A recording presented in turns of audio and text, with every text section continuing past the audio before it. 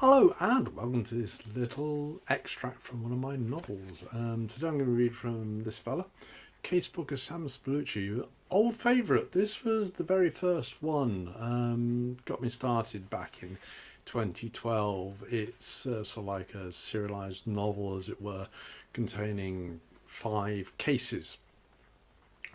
You have the case of the satanic suburban sitcom, the case of the Vex vampire, the case of the werewolf of Williamson Park, the case of the paranoid poltergeist, and the story which I'm going to read from today, the case of the Fastidious Phantom. Now, in this particular one, a slightly younger Sam and his best mate Spliff have caused this phantom to be made corporeal, because they want to know questions about the afterlife. Sam's dad is going to die, so Sam wants to know what's going to happen. But they've hit a bit of a snag, and things aren't going quite as planned. You mean I'm ruddy well stuck here? This bit of news he did not take as well as the first. Gerald was storming around the kitchen like a pissed off tornado. He was waving his hands in the air, huffing, puffing, and shooting us disbelieving glances. "You stupid pair of numpties! Don't you know not to meddle in things you don't understand?" "Things didn't exactly go as we planned," I tried. "We?" Spliff spluttered. "Whoa there, cowboy! Don't drag me into this. You were the one who cocked up the spell." "I did not cock it up. I read it exactly as it was written. We did everything to the letter. Making Super Mario here corporeal was not part of the deal. We were just supposed to bind him so that you could ask him questions. Why on earth did you decide to do that? Tell me." "I didn't know that's what it would do." "You didn't know?" Gerald was totally stunned. What sort of boy are you that uses magic spells that he doesn't know what they do? You could have turned me into a pig."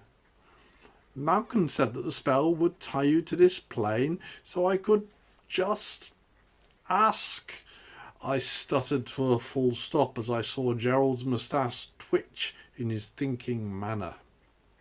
"Malcolm?" Gerald asked. "Quiet lad. Dark hair going white. Funny looking eyes." We nodded. Gerald twitched his moustache once more. "I think you've been had, sonny.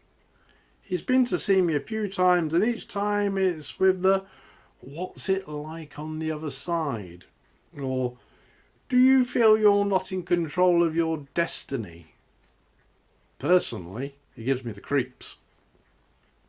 2 minutes later, and we were stood outside Malcolm's door, while Spliff and I tried to work out our next course of action. "We should knock." Spliff shook his head.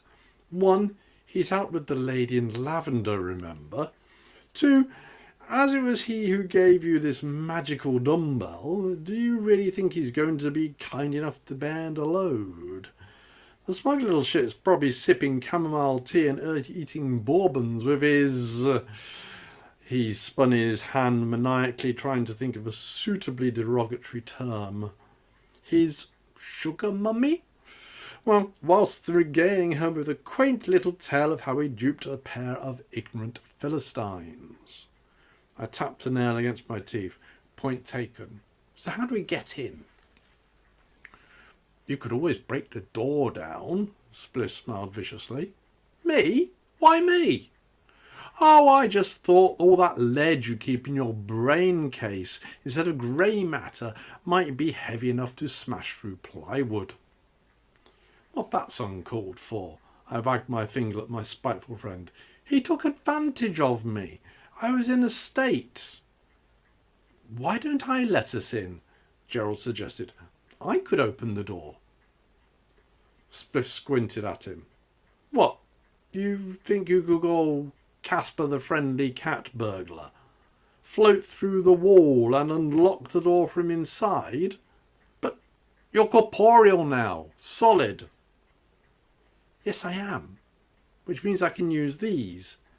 He fished around in his overall pocket and jangled a set of keys in front of Spliff's face.